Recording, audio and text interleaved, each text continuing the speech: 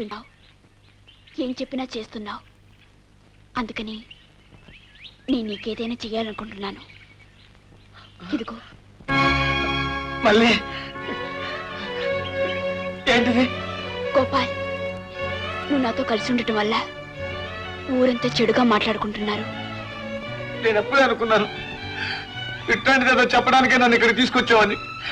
ఇట్లా డబ్బిచ్చి నీకు దూరంగా వెళ్ళిపోమంటావా? మళ్ళీ నన్ను నన్ను నన్ను చచ్చిపోమని చెప్పు, చచ్చిపోతాను.